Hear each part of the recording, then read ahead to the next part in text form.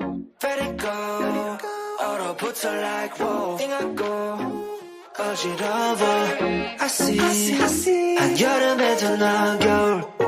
Yeah, 거의 cold-blooded. Yeah, 너와 있을 때 I swear. 제가 먼저 zero 폭설한 그 children. 꿈에도 I wasn't aware. 나만 빼고 넌 모두에게 참 친절해. 내 신감이 들어 단판이 돼도 머릿속을 흔들린 ibuprofen 그만해 it's time to stop. 승부욕을 자극하는 style. Yeah, 알면서도 마음이 자꾸 내게 가. 안만 빠져버릴까. If you want me back, I'll tell you I'm sorry.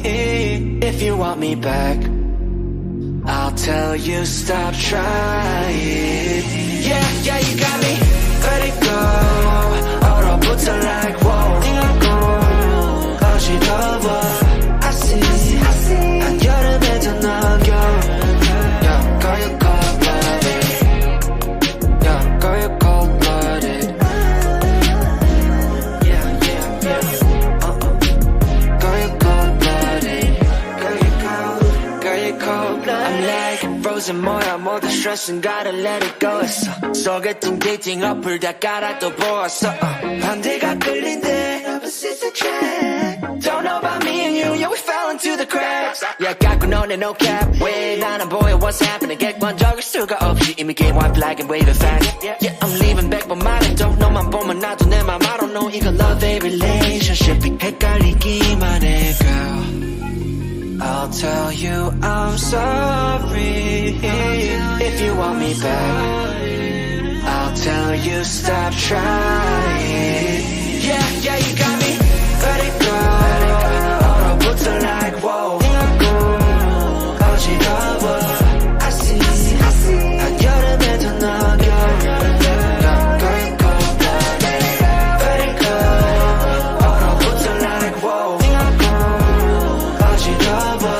I see. 한여름에도 넌 겨울. Yeah, girl, you cold-blooded. Yeah, girl, you cold-blooded. Girl, you cold-blooded. Girl, you cold-blooded. Yeah, girl, you cold-blooded. Yeah. Girl, you cold-blooded. Girl, you cold-blooded. Ladies and gentlemen, welcome to another edition of Sir Hill Speaks. What's going on, folks? How are you guys doing this? What day is it? I think it's Wednesday, right? Hold on, listen, I've been so busy taking care of stuff. What day? Yeah, it's Wednesday. It is good to see everybody. If you guys can hear me and see me, let me know in the chat.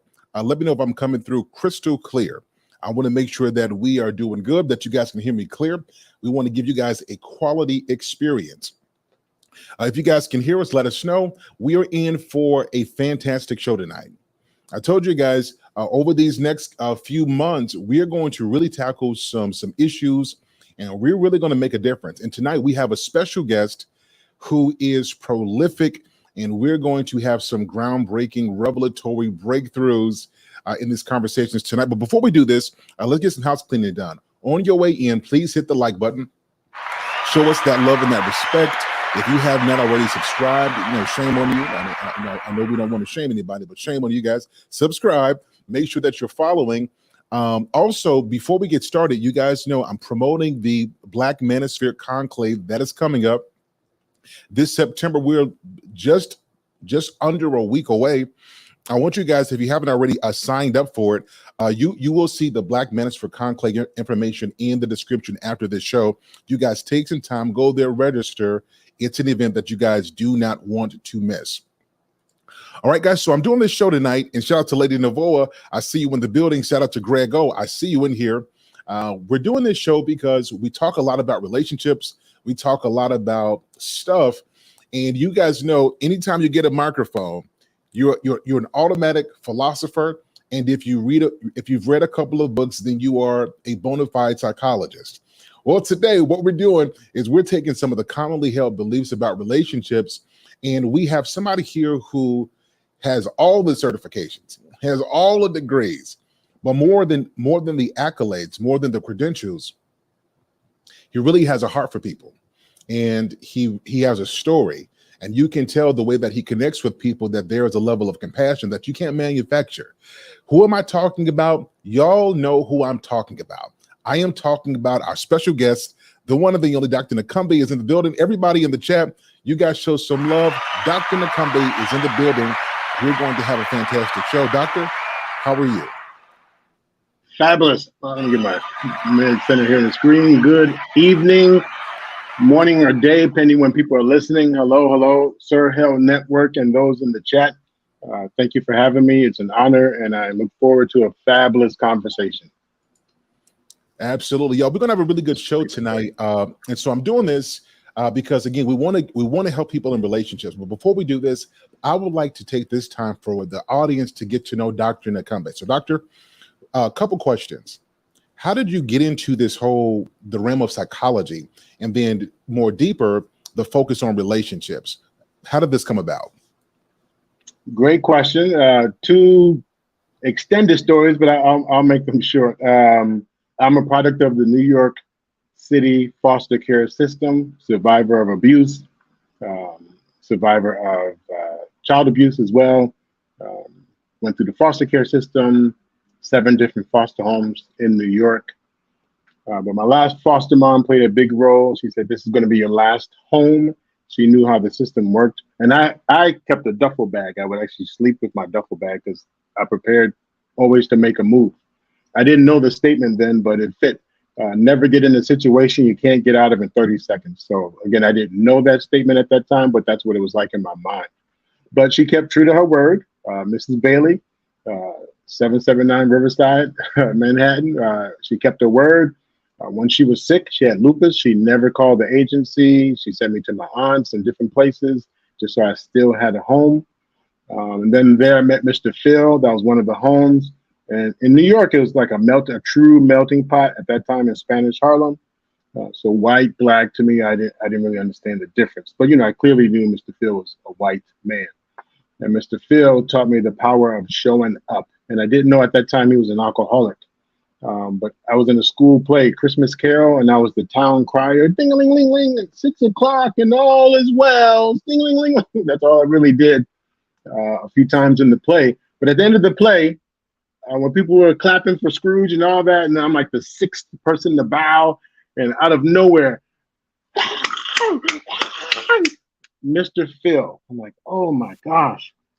But later, I found out that each one of those events, he was actually intoxicated and I had no idea. He came to my parent-teacher night, and I'm like, in a mask and a mustache and a fisherman's hat. I'm like, Mr. Phil, may I talk to you, please? You are not my dad. And he leaned into me ever so gently and said, well, where is he? Come on, man. But anyway, out of respect to Mr. Phil. Again, this line wasn't popular then. He didn't say it. He didn't say these words, earn it, but he might as well. For what he offered me in life, and when I found out he was an alcoholic, I said, I am going to help people who are alcoholics or struggle with drugs in honor or tribute Mr. Phil. And I want to show up like Mr. Phil, and I want to give back like Mrs. Bailey. And that launched me into wanting to do this. As far as credentials and stuff, in order to jump through the hoops and get to the level that I wanted to get to, I had to go higher in education so I can get licenses and different things like that.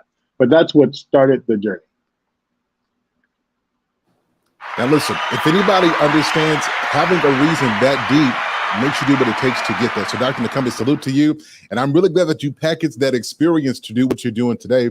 As I've listened to you, I hear the way you break stuff down. And one thing to me about a great communicator, it's not somebody who can say, go read this book. It's one thing that bothers me. The smartest people, every time you ask a question, go read this book. Now, I'm asking you. One thing you do is you describe and you depict things, in a way that makes it visual, that leaves an indelible impression. And I'm really glad you're on tonight. Really glad for your journey. Really glad for your story. Everybody in the chat, this is Dr. Nakumbi. Y'all show your love in the chat. The doctor is in the building. All right, so let's get to some questions. So we live in a connected world. The promise of social media was to bring us closer together, for us to be better connected, but it looks like we are more connected and disconnected at the same time. And so my question for you is, did technology ruin human connection? Great question. And I have one research paper. So my actual dissertation addresses that exact question. And my current book addresses that question. My book, really, what's my book? It's a long title.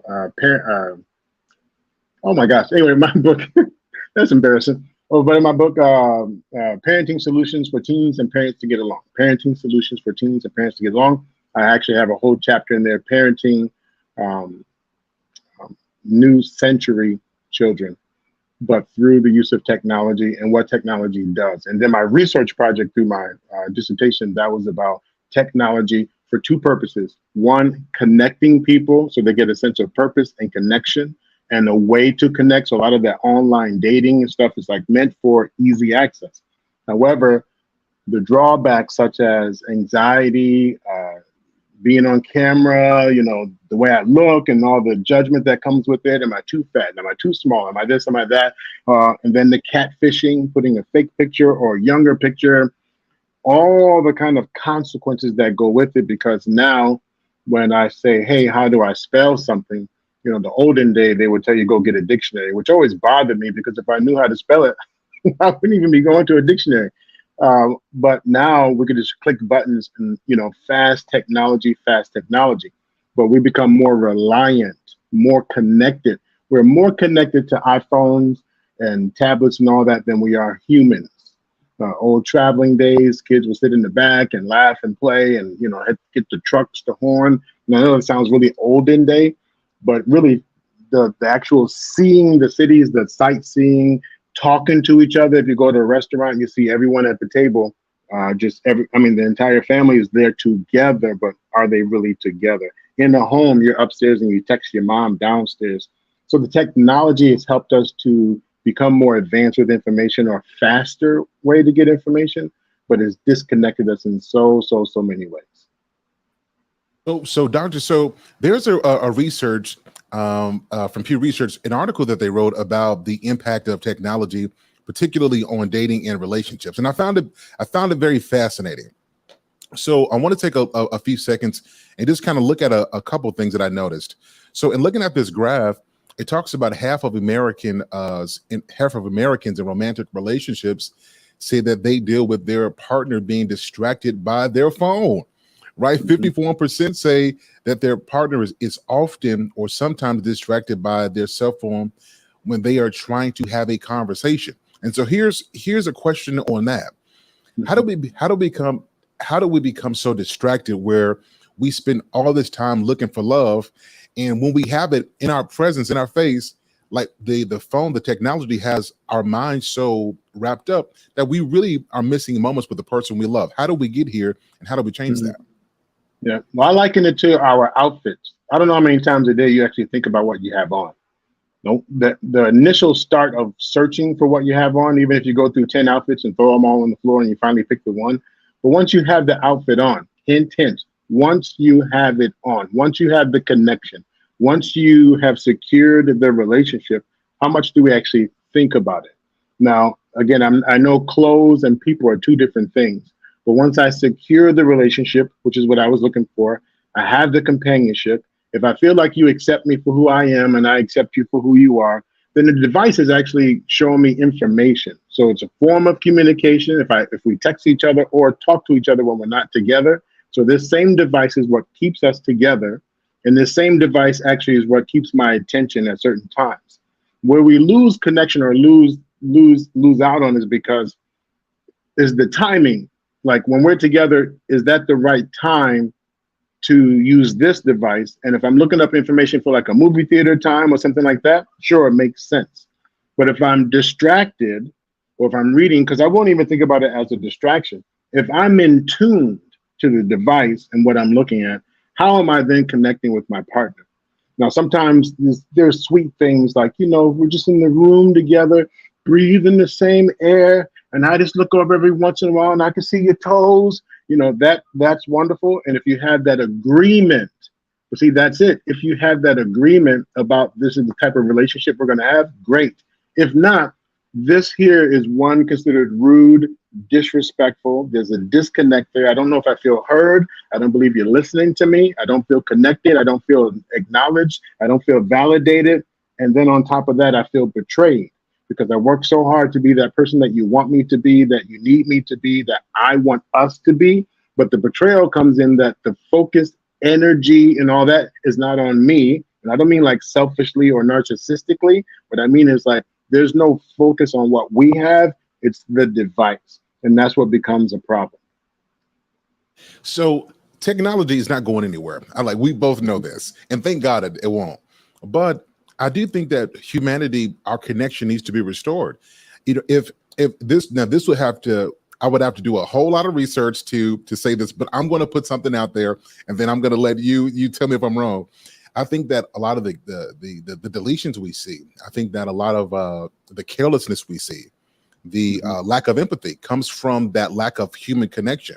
And I think part of that is contributed to, if I don't like you right now, I can just go to my phone. If I don't want to talk to you right now, I can just go to my phone. If I don't want to deal with the problem, I can just go to my phone. And so the practice of connecting, that muscle is weak. So my question is to you, do you see, or is there a way to fix that? Like where we as collectively, if you could say we need to do this as a society, what would that look like? So great question, which I also address now. This title I'm much more aware of. Parenting and relationships with awareness. So in that book, I actually write to your question. So parenting and relationships with awareness. And that's the key. What is the awareness about the device and my relationship? If you have a pet, have you ever seen someone with a cat or a dog or a snake or whatever they have, and they can actually pet the animal and be on their device? Now, the actual touch is what the connection is. Now, of course, a pet, you can actually, people talk to their pets. So just imagine this is a person. For some people, the actual touch. So to answer your question, I would say, well, first, as a couple or whatever your connection is, figure out what is attention for you. Because if it's touch, we don't need to talk much. In fact, you talk too much sometimes. Just be quiet, right? So if the touch is what it is, then what is that form of touch that is enough? If it's talking and listening, so if I want to present a problem to you, then I put a title on it. But I tell my clients, I say, hey, let's put a title so you know when it's significant time that I need or if it's just casual time that I need. So if I say something like, hey, I want to talk about work and some stuff, boom, work and stuff under that title. And I don't mean every single thing has to, okay, now we're going to call it this. We're not labeling our relationship. For certain forms of communication, we actually do have some titles or some categories. So the listener knows in that category that the request or the desire is for the device to go down. You say, well, my partner's a manipulator. They'll use these titles all the time. Well, again, that's part of the negotiation, part of the agreement, where when I talk about work, or if I want to talk about X, Y, and Z, or when you talk about. So if it's not during those times, then it's kind of fair game that I can use the device, you use your device. And then I would say put time limits on it. Because if your time is broken into X number of hours at work, X number of hours with your partner, X number of hours with family or whatever else, well, the device should be minus the time from the relationship, unless you have the type of agreement that including the device is still quality time. If you don't have that in the agreement, then you have to count the device time as separate time. So that means you reduce the amount of relationship time. So to increase this, you have to take the time from somewhere else. And I would say, let it be the device. Everybody, this is Dr. Nakunde giving us solutions and perspectives about relationships. What I heard is awareness, awareness, awareness, awareness. 100% agree. Thank you for that. Yeah, real quick, if I can add. But see, one other thing is, even with the awareness, the device, depending what you're looking at, pulls at different emotional strings. So I can get 10 times the emotional satisfaction from the information and the device than I can a human. So 10 times faster and more. So if I ask you, hey, what time is the movie playing? Oh, right, you have to think about the last time you saw the listing, even if you went to a paper, online, or whatever. But if I ask the phone or the device, computer, tablet, whatever, that thing pops up with a whole list. So gathering information is much faster, but then also emotional sensation, a lot more is hit. I can hit a joke, I can hit an ad, I can scroll through stories, Facebook and different things. So it's a lot more emotionally engaging and stimulating than the person can offer. So sometimes it's hard to put it down because you feel like the person is stopping you from feeling happy, from feeling enjoy and feeling no, and the person's not trying to stop you in that. What they want to do is share in that. So you could actually use that same device or same Facebook post or wall, whatever, but you do it together. Look at this one. Oh, that one is funny. So you can share in that if that's why you're using it. But if it's strictly just you're kind of into your thing and they're into their thing, then that's when I say be aware that you're actually not connecting in the way your partner probably wants. Excellent stuff. Excellent. So let's pivot a bit along the lines of relationships, but something we talked about in a different episode a few weeks back when Bravo with Sheila was on. I asked a question about what trauma was in that clip. I should have, if I was thinking, I would have had that clip up. But you said something that I thought was prolific and that was very different than what I typically hear. Typically, when you hear trauma, it's your trauma, go heal it, like in a nutshell. You said something that added context that I think helps a lot of people. You said something to the extent that trauma is an injury. So I'll ask you this question. Let me put it up here. So what is trauma and how is it identified? Well, great question. So through the, there's different types of trauma. So there's a medical trauma, so injury to the body. There's a brain trauma, or what they call psychological trauma, which that alone is not the medical part. The part that makes it medical are really the symptoms or side effects of it. So PTSD, anxiety, depression, which are clinical terms, but also medical conditions. People believe that you can just think your way through something. I've heard people who I consider to be more bullyish in life in a good way. Like they are firm and strong and certain. You can't just sit down and stay as a victim. So they work through their victimization by just being firm and strong. You got to let that stuff go. You got to stop crying. Just that is stupid. You got to let it go. But the problem is trauma doesn't work that way. In fact, I want people to think about it. If I doused you in something, anything from water to whatever, the same way water will get you wet all over. That's how trauma works. And it's in the brain. Imagine 5 people robbing the bank. And when they rob the bank, when they leave, if they're successful, one says, you go your way and I'll go mine, right? So when we see a car accident, boom, and it's something traumatic, we see maybe an object, a person fly out the car. To prevent us from going into shock, the brain is a very defensive mechanism. Our entire body is built for defense. These protect these, and these protect these, and even nose hairs protect, right? So everything is meant to protect something.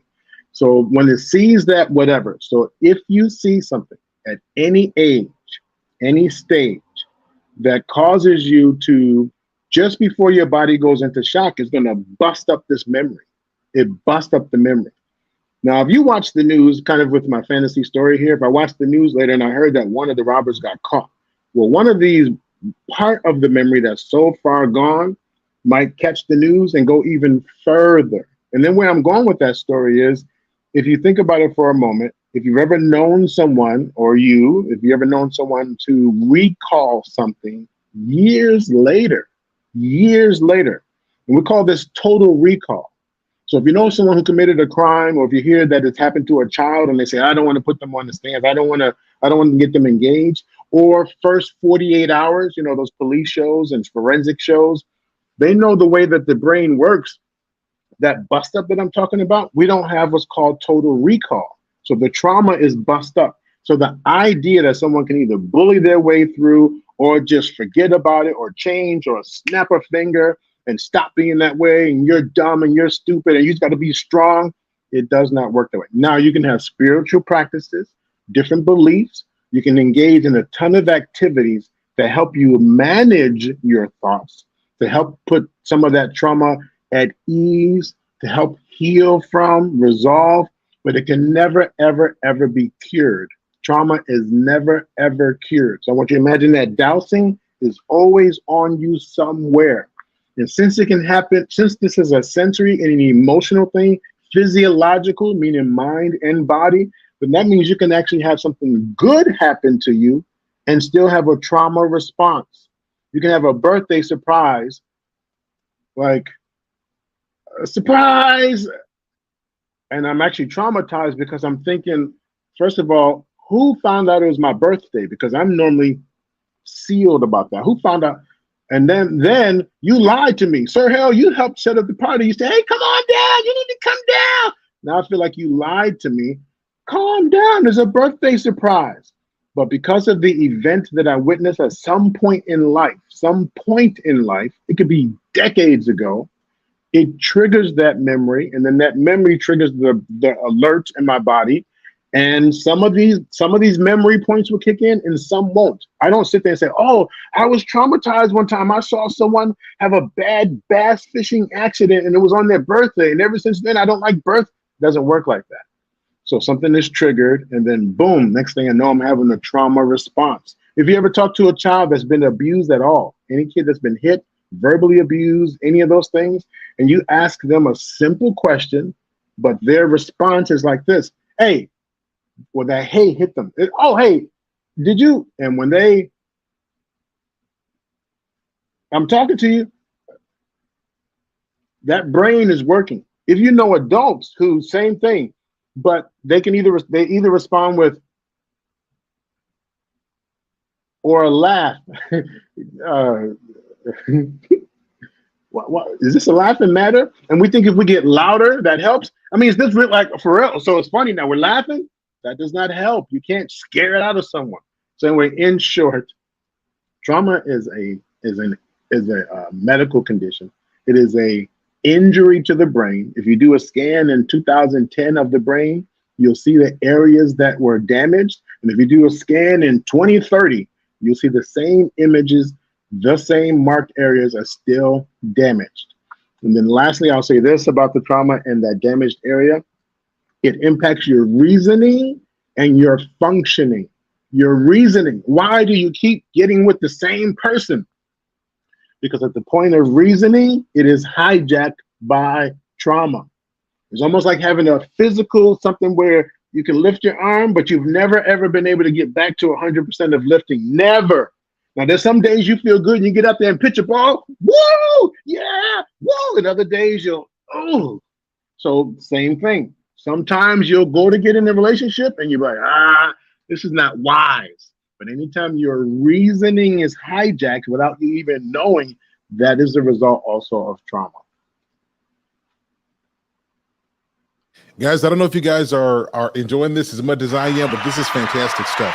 For individuals who don't understand the difference between, psychology and psychiatry, can you talk just briefly about the subtle differences in those, so that when we have these conversations, people understand they understand perspectives in terms. What's the difference there? Oh yeah, so one is psychiatry is with medication. So medication to help with symptoms of psychosis or mental illness. So psychiatry is with the part medication, and that's usually a medical doctor along with some credentials of certain licenses or different things like that. But that person usually has a medical degree. Psychology is the practice of thinking, acting, the way you think, act, and feel, emotions, depression, mental illnesses that are personality disorders and or brain. So stuff like schizophrenia and different things like that, those all impact the brain chemistry. Things like depression, or that can have that too. PTSD, multiple personalities, different things like that. Those are what's called personality disorders. And so usually a psychologist or a counselor or therapist will address those things in psychology, and they can't prescribe medications. Excellent. I appreciate that. Thank you so much. The reason I asked this is because in these conversations, everybody is a doctor and everybody is a philosopher. And I appreciate you making the clarification on that. Mm-hmm. So I have another question for you. And this comes from talking about relationships. And you hear people talking about a particular subject that I don't think that they understand. Here is one. So men are acting like kids, or women are acting like little kids, like, she's 30 acting 16, which makes me think about arrested development. Mm-hmm. So when I hear that term to the untrained ear, that sounds like a sentence, arrested development, you're stuck. My question to you is arrested development, is this a sentence or is it a choice? Mm-hmm. Well, it was not a choice. So the development, the arrest, the pause, the stop. Think. Let's go to terms of arrested with handcuffs and stuff. So if you get detained, it's not a choice. Depending how you act, and if without all the theatrics, um, when you detain or stop or pause, and then again, if it's trauma related, medically related, any of those things, those are not choices. You say, well, act like you're 40. You're 40, act like it. But what does 40 act like? Who wrote the script on what 40 looks like? So really, those are perspectives, and that's that person's story, that's that person's truth, that's that person's idea of what 40 looks like, what you should have, what you should be doing. They say 30 to 35 is a woman's prime time for marriage and the baby. Then you hear someone else say, no, at 20, 21, you should be getting married. At 25, you should be having kids. Again, who sets the standards? Now, there are some medical experts who say the body's ability to manage a baby and birth and all that, the best time in its development is a certain age. Our brains don't fully develop until age 25. So we think because a person goes off to college or something, or they move out when they're 18, that they're an adult. They are. But the brain fully developed, that's not the case. Even 21, their brain is not fully developed. A lot of times we expect people to be these men or these women or act like, or you act like, but in many, many cases, they are acting that way because their stage of development stopped or paused there. Let me give you a perfect example. And part of my work as a forensic clinician, I actually work with people who've had offenses. So sexual offending, violent crime, and also work with the victims. Excuse me. So you take a famous singer who was in the news not too long ago, Mr. Kelly. And then you say, oh my gosh, he's 50 something years old. What in the world would he be doing with a 14-year-old? Why would a person even get excited? How can they even get stimulated from that? So if you know his story, and as you were saying, Sir Hill, everyone has an answer to someone's story. But if you do the research, and I mean like do some scholarly research. You can do Google, but do Google scholarly research, okay? Or get into some libraries, and not just the physical libraries, school libraries where the scholarly information is going to do research. If you find out the R. Kelly story, he was abused as a child. All right, so from 9 years old to about 14, 9 to 14, give or take a year or two. And it's interesting because both he and his brother had the same experience, but both have a different outcome. Both have the same experience, but both have a different outcome. And it's unique because according to the story, his sister would say, stay here in the house, Robert, and stay here in the house, brother. And then she would say, no, you go outside and play. So the one brother will go outside and play while, let's say, Robert stayed there. In the lower voice, she would say, actually, you go to the room. When Robert goes to the room, she says to the other brother, hey, come back here. Go down to that other room. Unannounced to each other, they were in the same house in two different rooms. Hint, hint, if you follow the R. Kelly story, he would have some of the women who were in the house, same house, two different rooms, they didn't even know about each other. He was practicing the same behaviors. Same thing with the urinated on, so on and so on. So if you truly love me, if you really care about me, if you are really saying whatever you're saying, prove it by, and take it and do it. And if you think about some of these relationships you hear about, prove you love me by, that's crazy. Well, do it. I don't know if I'm gonna, you can handle it. You could prove. So prove. All that to say that trauma, that abuse happened between the ages of 9 and 14. The trauma and abuse, injury to the brain, that now a 50-year-old man, if you do what's called an arousal test on him, what are you aroused to? And you show him 50-year-olds, 40-year-olds, if you show him 30-year-olds, he might find one or two 20-year-olds, 15-year-olds. Oh, shit. Wow. Because the development, injury, so a crack in the cement, a break in the twig, something that changed the injury, a pothole between ages of 9 and 14. So that's where if you take a twist tie and tie off right there at 14, the sexual development, the sexual arousal. You take a twist tie around the age of 14. So now 50, it doesn't compute because it got twist tied over here. So 50 normal reaction, like human reaction is like, okay, yeah, breast and all that is the same. But when we hit arousal here, this age group before the injury, ding. So even though we see a 50-year-old man and he understands right from wrong, this is not a justification. This is not a justification. Trauma is not a justification. I'm just saying it for understanding only. It's not a justification. But even though we know right from wrong, the stimuli comes in around this age group, and boom, that's why we have a 50-year-old body doing some adolescent things. And so when we say grow up and do all that and be this and be that, it does not work that way. Does not work that way. So I have a follow-up question with that then. So let's say a kid, something happens, right?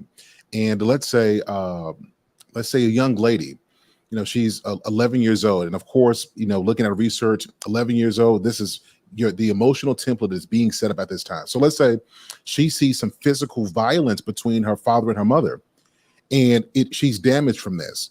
She carries that damage. At what point, how does she look at this damage and make sense of it and then grow from it if it's something that's an injury to her brain? Like, what does she do about this? Well, a couple of things. It depends on the perspective on how she received it. If mom is a nagger, blah, blah, blah, blah, and the daughter is used to the nagging, and she sees dad do whatever, but the nagging stopped. Now, I'm not happy in how it stopped, but the nagging that impacts me as well as anyone else in the house, it stopped. So what? Not only does it get locked in the brain, the actual like, wow, but also what got locked in the brain is it worked. For my purposes, when I get older, I might replay something like this where I'm being abusive to someone if I know the result is that's what I saw or heard to get the nagging to stop. Let's say I'm more committed to the relationship with my mother and I'm not a big fan of my father, love him and respect him, just not a big fan of him. Then that abuse computes to, well, male and someone I really didn't like. And then if there's another male that I really don't like, and the next thing I know, I might have a common denominator of men. So not only do I have a problem with men, but then as a father, he's an authority figure. So now the judge, who's an authority figure, the officer, who's an authority figure, any role or job, but if they're an authority figure and they're male, that can impact me without even realizing that went right back to really about my father. Same thing with women. So a lot of guys, they let's say I saw my mom, she would come in the bedroom at 2 a.m. to change my brother's diaper. She cracked her toe. Pow! Like the toe was hanging off. I'm like, ah. But yet she's up again at 5 a.m., 5:30, preparing breakfast for dad. I'm like, Dad, why don't, well, I'm a little kid, so I'm not gonna really challenge him, but I am thinking, why isn't dad cooking? And I can't cook.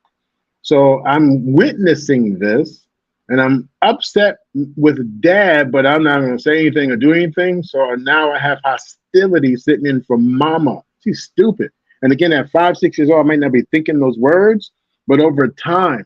And then later, mom and I get into a little spat and she corrects me and she challenges me, maybe even spanks me a little bit. And I'm thinking, for real?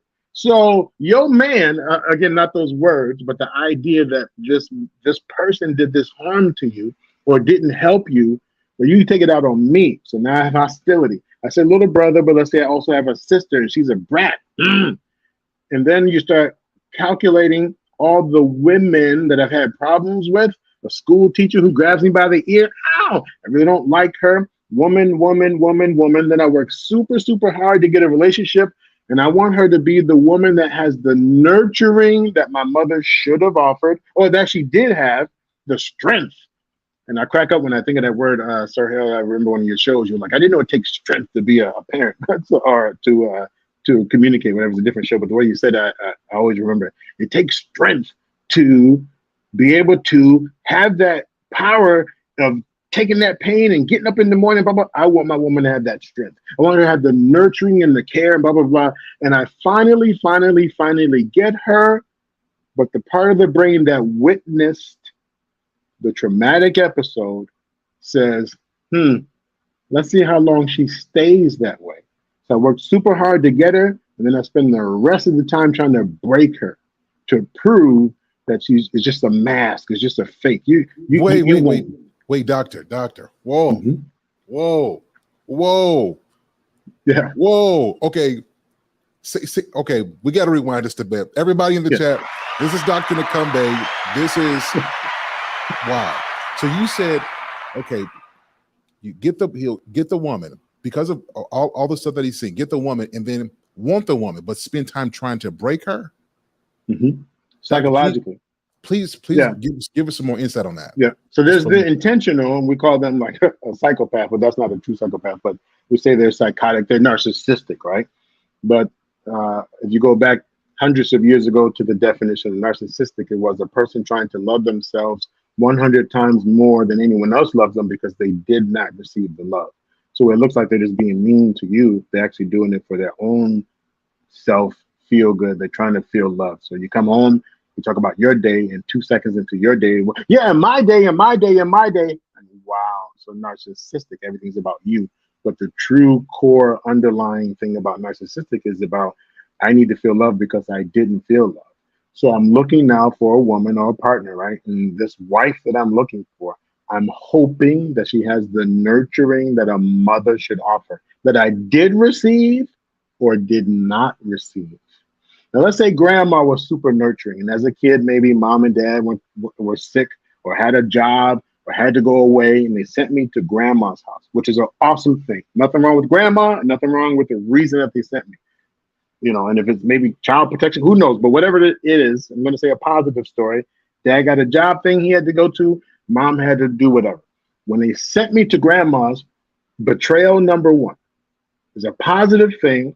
But in the subconscious mind, I'm going away from my security, love, and safety and going to grandma, which is another whole pool of love, safety. But that break for a child, that's a betrayal. So that's betrayal number one. I go to grandma's, who I may not be super stoked about at first, or I am. We make cookies and bake and just have grandma and grandpa are a blast. I thought I was going to be bored to tears. I thought I was going to but they don't beat me. They don't spank me. They're awesome. Now when mom and dad are available again, guess what? I go back home, which is good. But that is now another betrayal for a child in his subconscious mind. I'm now going away from the safety, fun, love, and whatever, and back home. And even if I rush, I'm like, I couldn't wait it is still a psychological betrayal from breaking away from this nurturing, loving care. Now I'm an adult.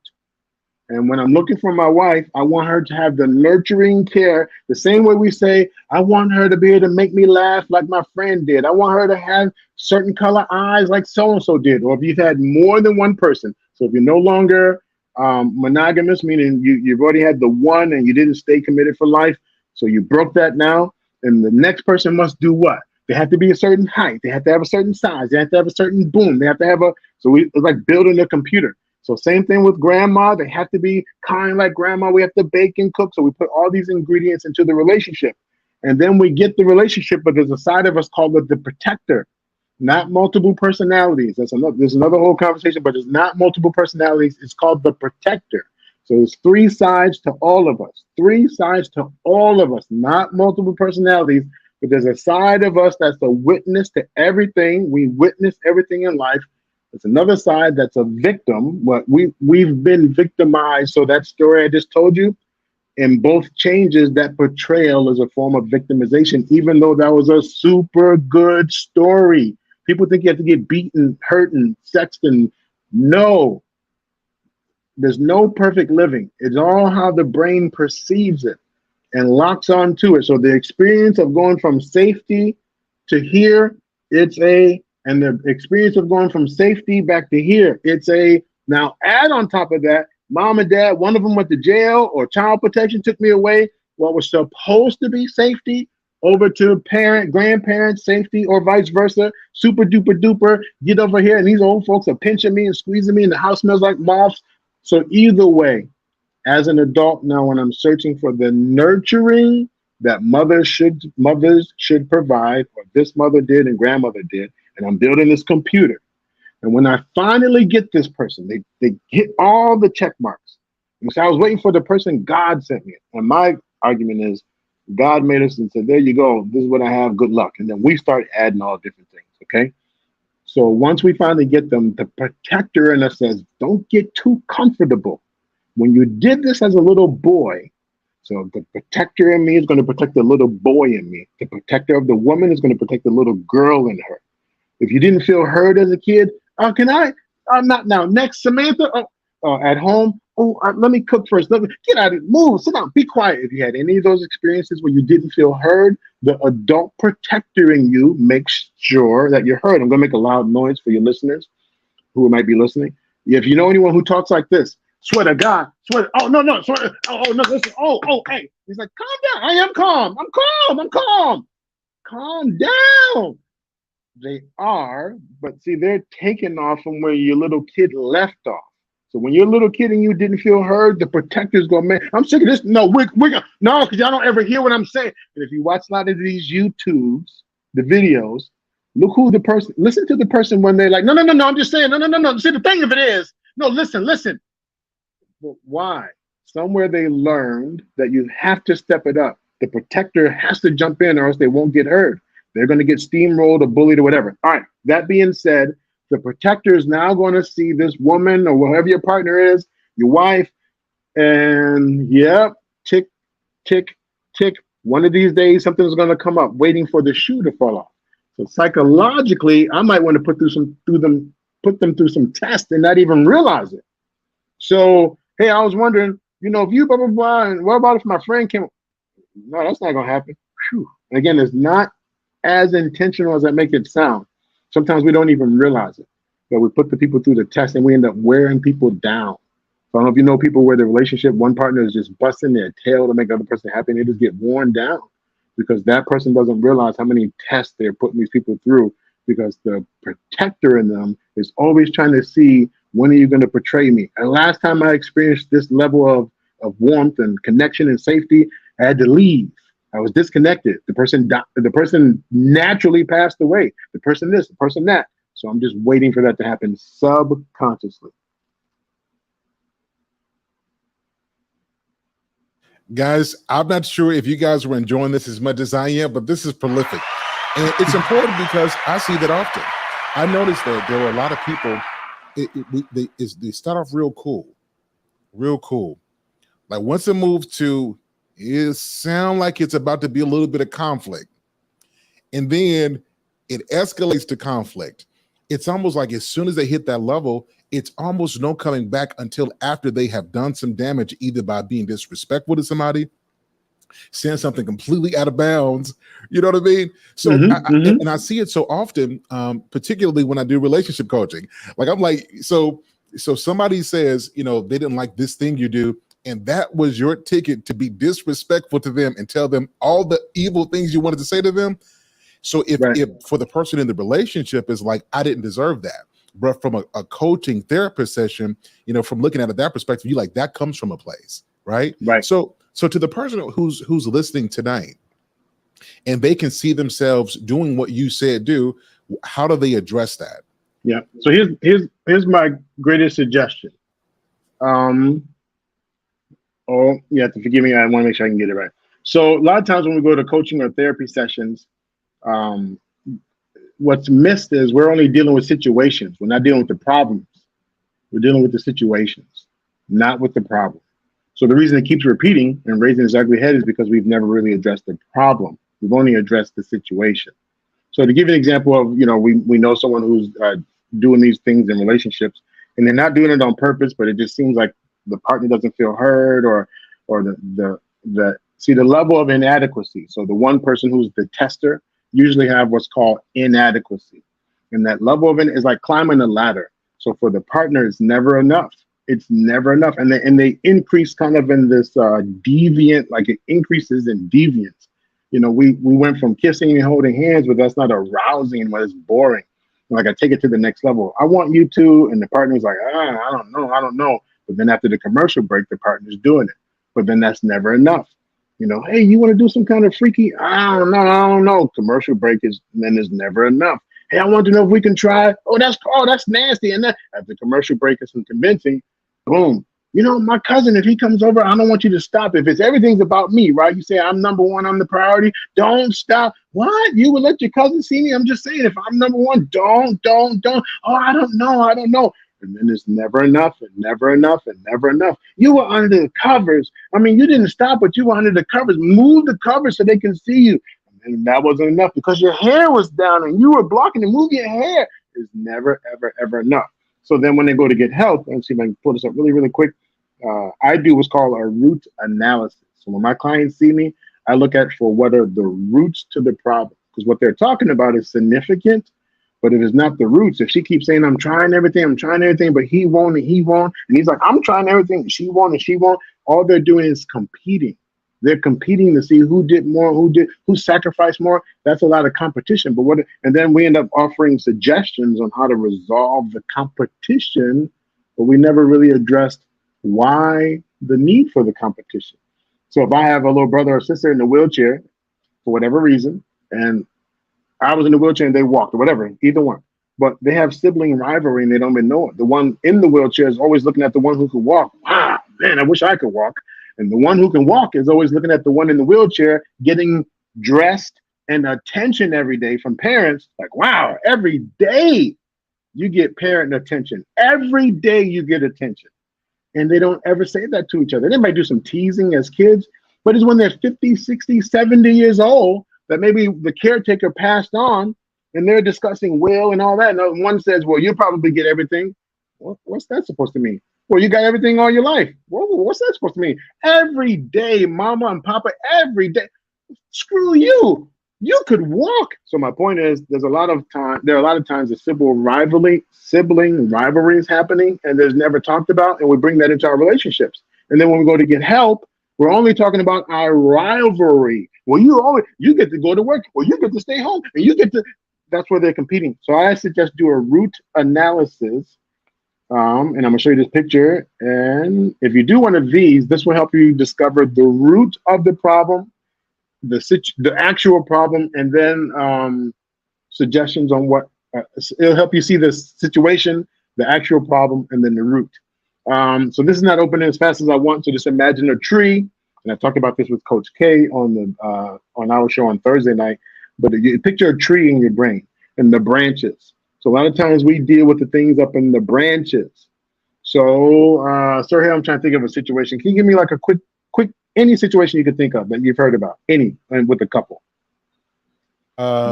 Yes. The wife doesn't take care of her husband's sexual needs, and from her, the husband doesn't take care of her emotional needs.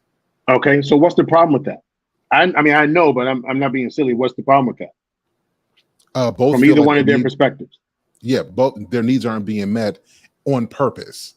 So the issue and then their perception of the issue. But what's the problem with that? So you didn't meet my needs, and so what's the problem with not meeting my needs? What's going on in my brain about it? Yeah, but now they feel unloved, they feel unheard, they feel unimportant. So what's the problem with not meeting my needs? What's going on in my brain about it? I'm sorry, the show popped up. Yeah, sorry. So yes, I feel unheard. So now we're in counseling or coaching, whatever, talking about how you didn't do. And then the therapist or the provider says, all right, this week, what can you do so they feel heard? This week, so that's this week. But then if you go down to the problem, so here's an example, not my favorite example, but so if we if we look at this tree, I'm going to say these branches, these things up here are the not feeling connected, not listening to each other. But then if you go down the tree, where did it come from? It's really down in these roots. It's down in these roots where not feeling heard. And if you hear people say something like, man, all my life. No, because listen, when he comes home and she does this and I'm always trying, I'm always. You mean in this relationship? All my relationships. What do you mean all? Man, even when I was a kid, and boom, even when I was a kid, so we take our current day stressors, but if you do a root analysis, you can actually go down further and figure where this is coming from. And that's what needs to be resolved. It's not this current idiot. I mean, loved one. It's not this current loved one. They might be the one engaging in the current activity, but the root of the problem is not with Pookie and not with Shaniqua or Samantha or Sarah or Muhammad. It is previous relationships. Previous. I'm talking about childhood. Your first real relationship is your parent or sibling relationship. That is your first real relationship. No sex is involved and no certain types of love is involved, but as your first connection with love, communication, togetherness, that starts there. So if you witnessed abuse, if you rarely talk to your father, if you dealt with isolation, any of those things, that is at the core, that is at the root of your relationships, and that's the stem that you grow on. So then when you're older, you have no problem with letting go because you have attachment issues. The clinical term is attachment issues. They seem like they're not interested. They love me today, but tomorrow they tell me they only like me. Or I tried to make it work and they always want to run. You didn't even know that person has attachment issues. And so they don't ever want to feel connected to you. They don't know how to stay connected to you. They've never experienced that. So people should do, like I do in my clinic, I do what's called a psychological DNA. We discover what's at the root of you and the root of you so we can figure out even if we should be together or how we can be together successfully. Doctor, I just want to let that breathe for a minute. That was some heavy stuff right there. Doctor. Yes, sir. So here's the better picture. So symptoms up in the tree. And then we see down there in the center, we say that's the problem, but then really is the cause. And they're not easily detected. Not easily. You see, this tree could be on block A, and there could be some yellow dandelions 4 blocks down the road, but it's related to these. Roots. So 4 streets down the road, the dandelions are connected to here. So in other words, you have that problem at work. You show up the same way, feeling entitled or like a victim at work, in the family, at church. Any of your connections with people, the pet. Hey, come on, Ralphie, come here. Oh my gosh, you remind me of my brother. Hint. What was it about my brother? He never listened. He's a fool, always getting into things. But we're so busy. He, and she, and they. So we point out when we didn't take time to realize and then we get real firm. I'm not going to let anyone do anything to me. You will not. And then we carry that over into relationships. And so our transitions become horrible.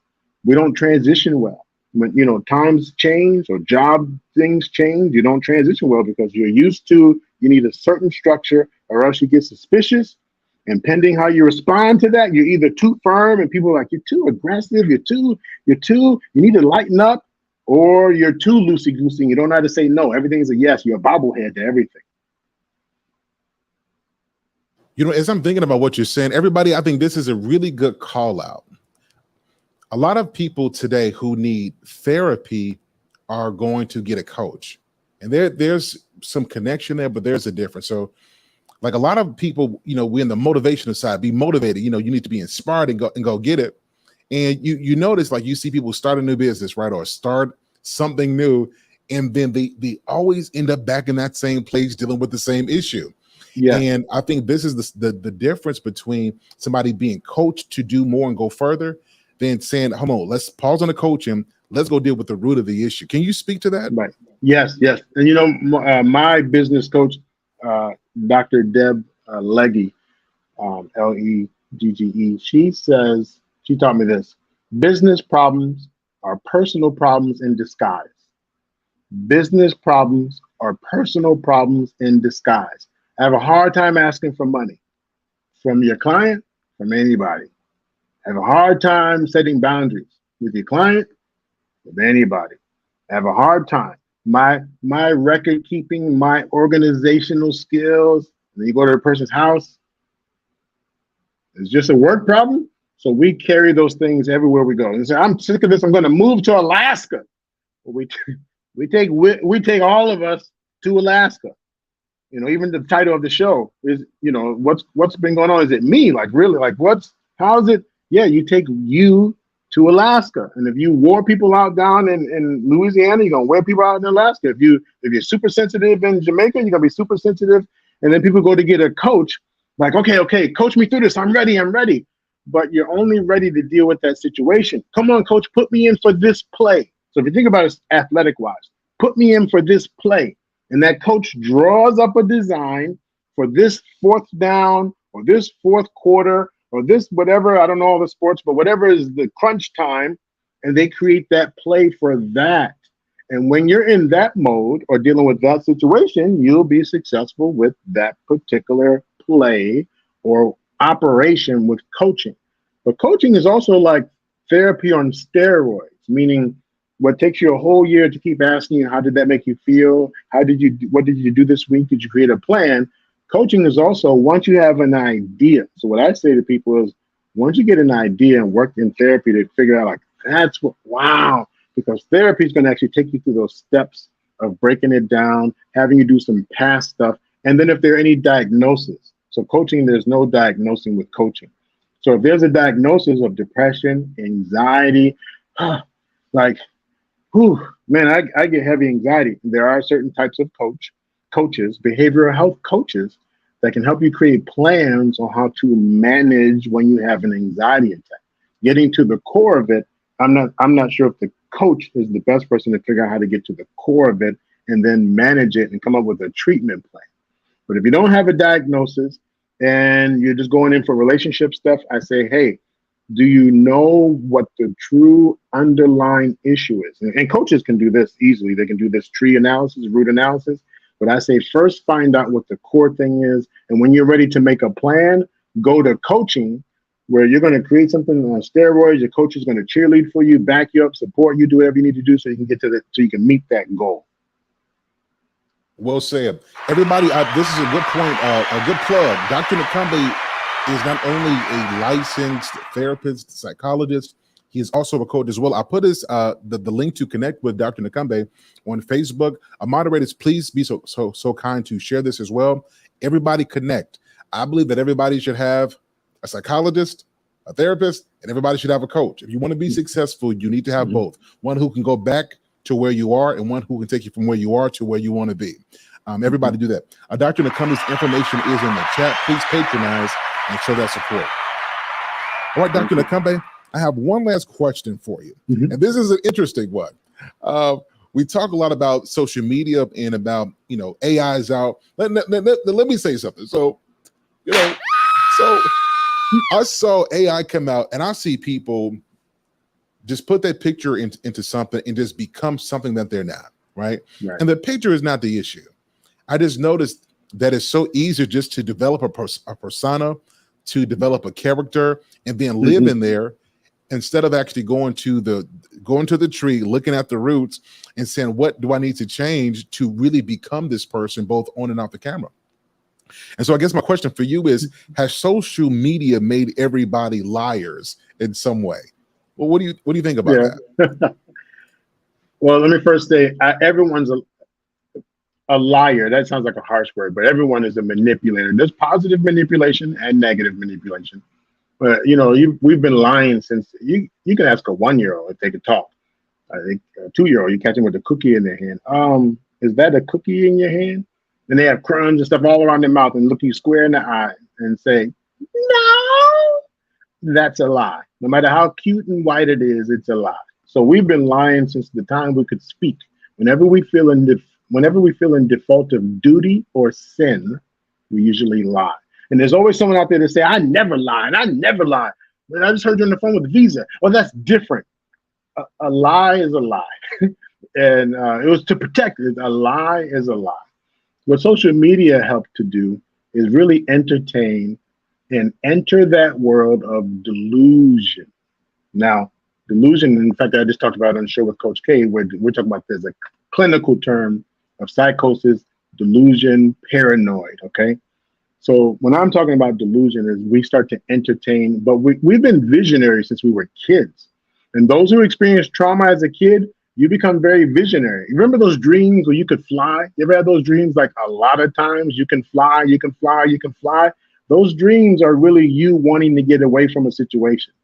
So if you've dealt with a lot of abuse, and remember, there's different there's different types of abuse. If you've experienced a lot of whatever, and you start having those dreams and you can fly, you've always been dreaming of getting away. If you drive SUVs and you love being high off the ground, like you want to drive a tank, I bet that's associated, according to Dr. Adler, if you do dream analysis, that's associated with you never wanting to be in a position you can't get out of. So if you're on the road or the freeway or whatever, and there's a pause and you're one of them big giant trucks, because that traffic feels claustrophobic and all that, boom. You had a question, sir? I want to dig into what you just said. So, different parts of the brain. Like, I don't want to get too technical tonight, but is that something happening on the subconscious level, or like where is that taking place at? Yeah. Can you explain to us the difference between the conscious, subconscious, so on and so forth, and the interplay of those and those kind of ideas and those wanted to get away? Yep. So I'll use the simple terms and part of the reason I do, able to break down the different analogies and metaphors. Metaphors are my thing. I wasn't a very smart kid. I'm still saying I'm not very smart in certain areas. So I had to hear it broken down. I had to see it and hear it in its most simplest form, so I can go, and I had to connect it to different ideas. Like, see how that works, and see how that, like when I was cutting grass as a kid, to me, the field, when I'm this short, it just looks like forever. I'll never forget this real tall guy put me on his shoulders. And for whatever reason, that field shrunk. And what I thought was going to take 10 hours before, it takes forever. I looked at the thing and said, man, if you can't get this done in 2 hours, something is wrong. So it's all about perspective. So I'm going to break it down to some different perspectives without using a lot of the larger terms or clinical terms or medical. So there's different sections of the brain. The right side controls the left, and so on and so on. When we sleep, so when we are asleep, that world we enter, so your subconscious mind, kind of think of that as a reserve bank, a side bank. And that's not the main computer. So if you know about computers, there's a C drive and a D drive, and D drive is usually full because it has all their data. And the C drive is what things operate off of. So most of the things we operate off is our conscious mind, like awake and aware. The subconscious mind is all the stuff that's stored. And when we tap into our subconscious mind, we get into like the whole kind of, let's say, imaginary world. And when we are asleep, we get into what's called REM sleep. And so your eyes, if you open, and don't do this at home, don't go messing with your partner tonight, looking at it, or your kids looking at their eyes, eyelids. But when your eyes are doing this, that's called REM sleep. And then you can actually go into your subconscious mind or your whole imaginary world. And there's even therapy to help you do that. To be awake, it's called EMDR. So motor. I mean, it's like if you're awake, but you're following a light bar and different things. So it helps you to tap in. Or when you heard the hypnosis, you're getting sleepy. You're getting sleep. Wake up. Oh, sorry. Yeah. So it helps you to tap into your subconscious mind. So when I'm on the road in an SUV, like high off the ground, I'm not thinking in my subconscious mind like, if I get stuck. But the experience of feeling claustrophobic or trapped, a lot of relationships, eventually the person feels trapped. Like, I can't be who I want to be. I can't do what I want to do. I can't go anywhere. I have to stay trapped. And then they end up staying in the basement. Like, you never come up, or we don't hang out, because they feel trapped.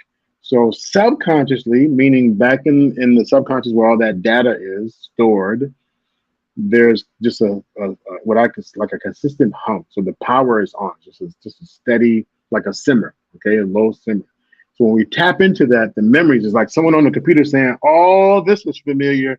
You probably don't know this. I'm not going to tell you the name of it. Don't get focused on the name." And then they actually send a message to the conscious brain that says, "We've been here before." So we end up saying things like, "Man, I know it's not you. I know it's not you. It's just, I'm so sick of this." Well, what are you sick of? What did I do? And it's hard to explain. And it really is, because it's really the stuff that's going on back here. Remember the bank robbery? I go my way, you go yours. And we don't have the total recall. We'll never tell that story. The original story of this car accident was a pink Cadillac and a black 18-wheeler.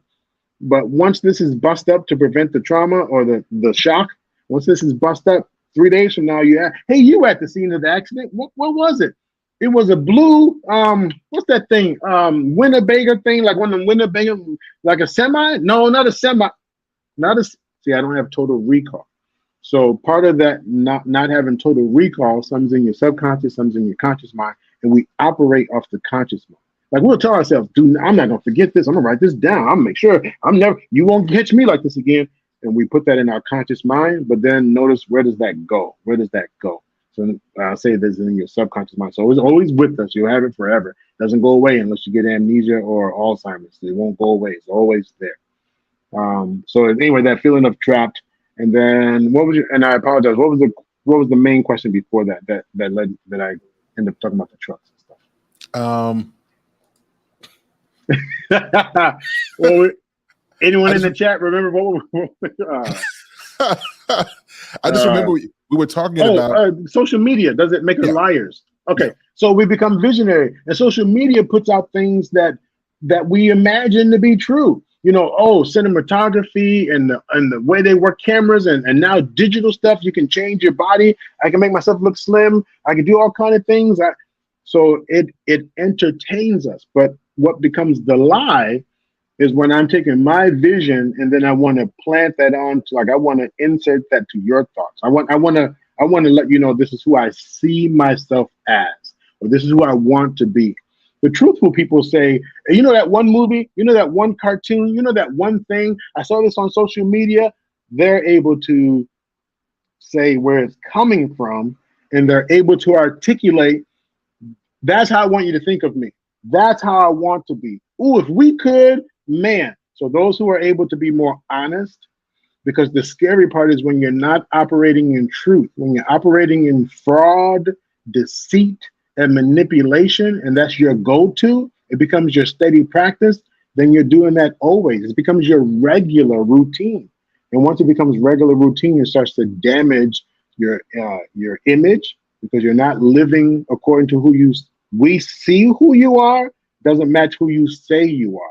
You go for an interview and you talk that good game at the interview. Yes, absolutely. Oh, you bet. And you're thinking, I don't know what the hell that is, what they just said. But yeah, absolutely. Yeah. And we learn by trial and error, but sometimes our true personality can't match what we learned. So in other words, I don't like reports, but sure, I can write that report. Oh, and in the first few weeks or first few months of the relationship or the work thing, I'm actually doing it. But what happens is my trauma that plays out in procrastination. I start showing up late to work. A lot of people don't know procrastination. If you look into that, the root of that is a delay. And so now I'm coming to work late. Why? And then all of a sudden I started engaging in these, not all of a sudden, I've been doing it for a while, morning routines. So because we're on a good, healthy public channel here, I don't want to get into all those. Some of you know what I'm talking about, where it's like a routine. You can't even leave the house in the morning unless you squeeze. Yeah. So you have to have your coffee. You have to have your mood altering. That's what you have to have. You have to have something mood altering. We think it's for the moment, but technically is the prep for work.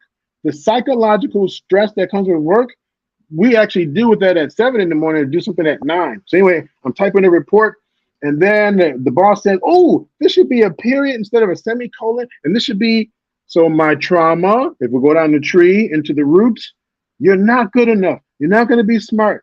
Idiot, this was supposed to be a period. So that's in the roots. And now I'm boss was sweet as pie. Oh, just, give in a couple of hours, send it back to me. And 2 hours turns into 2 weeks. All right, so just change the period. Ugh. All right. Oh, hold on. Did I get any email? Let me check the email here. All right. No, okay. All right, here we go. Come on, let's do this. All right. Oh, bling! I got a Facebook. Let me see what the thing. Instagram. The video. Click. Oh, damn! It's time to go home. Next day. All right, here we go. Just got to put a period in there. Oh, who won that game last night? Click. Distraction. Fear. Not using the words fear, so I don't know it's fear. Oh, I need to lose weight. All right, starting tomorrow. I'm gonna exercise tomorrow. Tonight.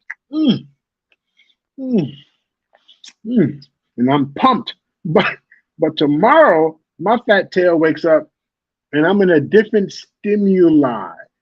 Last night, actually it was 2 days ago that I was, and mad at myself. Hint, hint, mad at myself. Dude, them damn donut. See, in the mirror, yo, fat. Come on, dude. All right, starting tomorrow, no bull. No, hey, man, you got to promise. But tomorrow is not the same stimuli. And then tomorrow I start entertaining the thing I saw on the web. I saw the social media where the guy had the thing, and in 3 days he was able to hook it, and then he had this beautiful bubble pack. And then I tried hook it, and it's just this big round barrel. And then so like now I'm upset because it didn't match. It didn't match. So anyway, all that to say, I won't say we lie more. We entertain the vision more, and it doesn't match our true capabilities. And we entertain things that we would like to have for ourselves, but we didn't do the legwork, or we didn't do the practice, or we don't have the true mechanism to make it work, or we do have it and we either use it because we want to manipulate a situation, to good or bad. We want to manipulate a situation, but we can't sustain it. We can't sustain it. We can do it initially. Hint, hint, a lot of relationships, we cannot sustain it. So you lied to me. You promised to be here through sickness and health. Yeah, but you weren't vomiting all over, and you weren't. So, but then you lied. Well, I didn't lie. Intent. I really didn't lie. In my visionary world and what I see on the internet, these couples were together forever and forever. And then I saw another couple that lasted 10 days. Wow. But that's the 10 days is the new forever. Married on Monday, divorced on Friday. Damn. They made it to Friday? Wow. You know what, doctor, as you said this, now listen, I thought I had my last question, but you said it and you gave me another one. So is this why people, and this is not a man versus woman, but is this why people have a hard time being accountable or held accountable because of what you just said? Yes. A lot of times we're accountable to things that we really can't be accountable to. Let's go back to the trauma. And I know people hate that. Everything is trauma. Everything's trauma. We're going to use a different word. Let's go to an experience. We had an experience that impacted us. It impacted us. And we can't hold ourselves accountable the way we think that we can. If you ever knew when you were strong and committed and would do it, and now you slowed down, but is it because of age? Is it because you've been watered down, not literally watered down, but you are now softer because your environment has changed? I'm from New York City, and I can sit here on some of these things. I'm from New York. Quit playing. I'm from New York. I'm from the hood. I'm from Harlem. I'm from the Bronx. But now I got that doctor status. I'm around different things. My vehicle. I haven't seen a New York City roach, like a cockroach. I'm talking about one of them big water bugs, man. I haven't seen a roach in decades. And now my pretty self, before I had a collection, man, you know, little things called a motel, motel for roaches. I used to check in there. Hello, you amazing. Oh man, Johnny, you got stuck on here. They got your ass, didn't they? Ha ha ha. Now, throw that away. Oh, so we changed, but I'm still locked on the idea that I'm hardcore and we're adjustment masters. It's cold in Minnesota when it's 10 below. When I moved to Dallas, people were complaining at 60. I'm like, oh man. But then give me 6 months to a year, it was 70. I'm like, oh. So we adjust, but we don't understand that this doesn't always adjust, and our truth doesn't always adjust. And so we end up doing things or committing to things that are not true. You just got some new money and you're gonna go buy a new car, knowing that it's 60 payments, not 6, not 06, 60 payments. I'm good for the first 12. I already know it's only 12, but I'm already thinking like how I'm gonna handle that, right? So yeah, we get lost in some of that stuff, and then we end up making commitments to things that may not be actually true for us, and then we can't hold ourselves accountable. Doctor, that was fantastic. Listen, around tax time, we're going to have another show about this because I think it's going to help a lot of people. But doctor, so with all that's been said, I think this is where a lot of people are, whether they want to admit it or not, whether they're conscious or not. They might be like, you know what? I look like I'm okay, but I'm not. I'm screwed up in my life show. So what advice do we give people? You know, you can't pretend on social media forever. You can't escape it because, as you said, you're going to take you wherever you go. And your life is going to be, I can't say this in totality, but your life is going to show you what you are in the different situations, that pattern. So how does a person change if they don't like their outcomes? This is probably the most critical thing I could tell you tonight, and to those listening. We don't always see it. We see out, we don't always see inward. And I can't even see beyond the tip of my nose. And I have a broad nose, but I can't see down in here. So what I remind people is that those who can see right in here. Now, if I get a mirror, but without the mirror, I might just do this. Okay. But what I don't see are the emotional scars. I felt them, but I don't see them. What I don't see is the psychological scar. And the people outside of me don't see it either. They only see the impact. They see the behavior. They see the behavior. So as funny as I am as a comedian, but when I became a comedian, it was because the pain of my life, what I consider to be pain, was easier to talk about in a funny way. When my mom stabbed me, it was easier for me to be like, my mom was like, "Duh, duh, duh." And people were like, that's a sad story. I'm like, bullshit. She jabbed me. In my mind, I'm like, that BI, right? But then when I learned to forgive her, now I can tell that story, and it is funny. Like I can say it in my mind, in my prayers to my mom. She's gone now. Like my birth mom, she's gone now. But I don't hate her. I remember the time saying, if I ever met her, I'm going to, but now I'm like, Mom, I know I'm not drunk or intoxicated or high. I'm talking about just a straight conversation, my spiritual connection. Like, Mom, remember that time you stabbed me? Now, what were you thinking, Mom? I'm like, why would you stab me? I'm able to make things funny. But at my core, I'm an intense person. Intense. So without even knowing, I might get in relationships and have these expectations. I have to catch myself on the YouTube, and I'm just being transparent. There are times I'm on here forgetting a lot of this stuff is for entertainment purposes. So I've joined the daytime soap opera show coming into my, why are you, and you want to tell me the truth.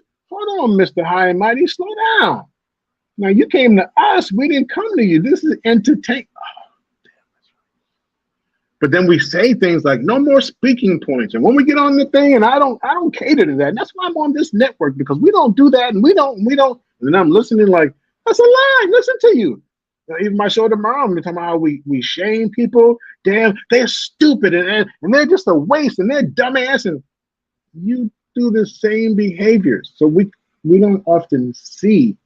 So what I suggest to people is to listen. Listen. The first time someone tells you about it is an incident. The second time, it's a hell of a coincidence. But the third time, it's a pattern. And once you pass the pattern stage, regardless if it's a YouTube content person, if it's Mr. Milky Way and the local garbage man, this is the third person, the fourth person, the 10th time, the similar behavior. If you've had to move your residence 6 times in 1 year, I mean, did all of those landlords have a committee meeting about you? I mean, they don't know, none of them know you, but they all said you are a horrible tenant. Yeah, that one wouldn't accept cash. I can't believe, can you believe a landlord wouldn't take cash? The other one said my house was too dirty. Show me here. It's 6 moves in 1 year. But we don't see the behavior because some of those behaviors are survival behaviors.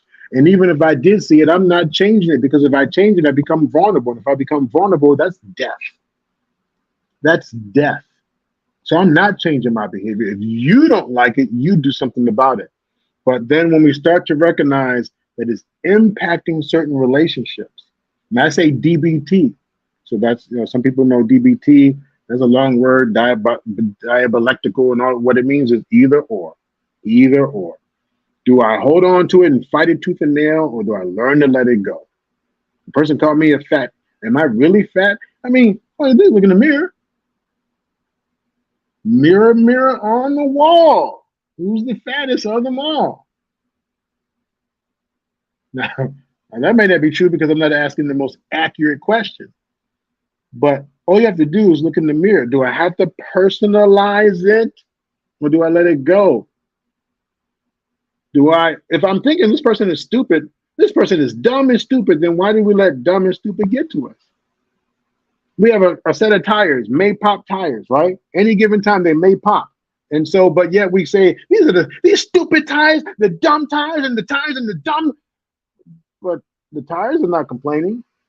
So DBT is one good way. That's not the only way, but DBT therapy The way you think is either or. That's an excellent way for people who get really rigid or stuck in their ways, or people who are very passive in their ways.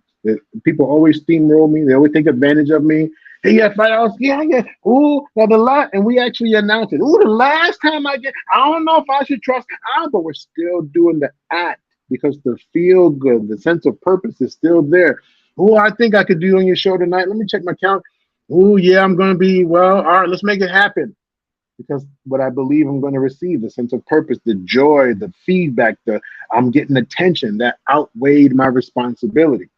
So in short, when people are not really, they're living in their reality, but when they don't understand the impact of what happened and how it plays out, then I say, if you've heard it, if this is your fifth job where they say, "Ooh, and you could have been on the job for 5 years," look at your anniversaries. You ever notice you only had that? You ever notice you have a job for every 2 years? It seems like right around that second year, always some bull going on here. You ever notice that? You ever notice you keep a car or a phone? You know that you're part of that turn-in program, the jump program. You're part of those things that constantly switch and constantly look at your patterns. Listen to ask some of your exes. How did you experience? How did you experience me? And they may not say things that make you feel good because they're telling their version of it. You were a butthole. Well, why were you? Why? You're the dummy. You were with me for so long. No, we're not looking to tell them that they're a dummy. We're just looking to see, how did you experience me? I was a butthole. Hey, how did you experience me? And I'm not talking about body count. I'm talking about like true, we had a relationship, it just didn't work out. Yeah, maybe 2, 3, or 4. And if you talk to them at all, friends, how did you experience coworkers? Hey, serious question. I'm not gonna be mad at you. Just how do you experience me? Oh, you're funny. You're nice. You're funny. You're nice. Yeah, you just say that because you always want something. But no, okay. I'm funny and I'm nice. I'm funny and I'm nice. I'm funny. Hey, how do you experience it? Dude, you bring the life of the party and da da da. You always find positivity. Find positivity. But it doesn't match what all these people said. Doesn't match my internal. Like, man, I'm always yelling at people and always. Oh, because I'm really angry or hurt inside, I present this so people don't see the true me. Oh, I show up as funny. Hint, hint. You see these lot of comedians. You hear about these comedians who are funny, and only to find out they were monstrous. Not everyone. I'm just saying in general. You hear about that. So see if what people say about you aligns with how you feel about yourself, and is this you projecting that so people don't know the true you, or see if the true you, who you think you are, but all these people, first time, second time, third time, sounds way different than how you think about it. And you might want to take this into account. 5 people saying the same thing. 5 independent people, not people who've had a committee meeting about you. 5 independent. After a while, you have to realize something might be going on. I need to talk to a professional. Yo, this has been fantastic. Everybody, listen, I'm going to leave the lines open for the next 2 minutes. I want to respect Dr. Nakambe's time. I had dropped the link earlier. If you guys have a question or something that you want to talk to Dr. Nakambe about, where did I put the link at?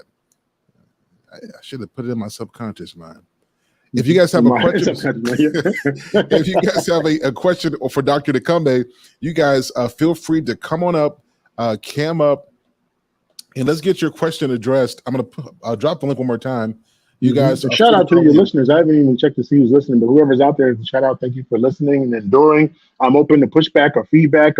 Now, if you want to get in the theory challenge, that's another whole conversation. We could do that, but definitely, if you have any questions, I'm open for it. Any challenges? What I'm saying is not written in stone. This is just one perspective, and either rooted in psychology or coaching or life experience, and or what they call evidence-based. So it's been researched by some other Dr. Yahoo.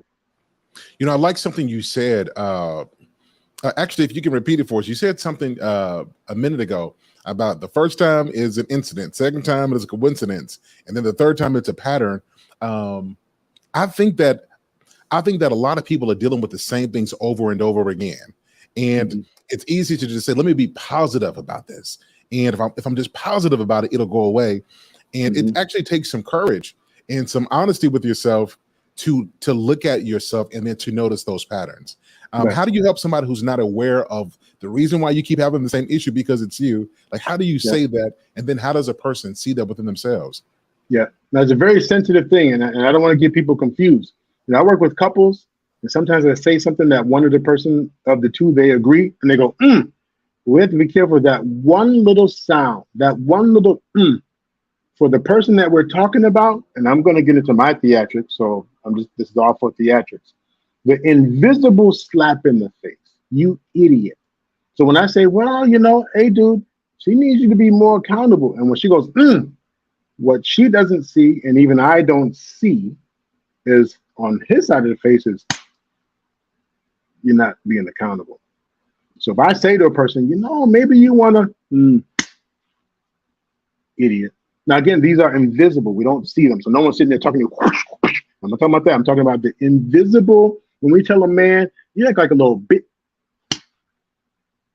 Because wherever this is rooted from, we don't see those scars at every time.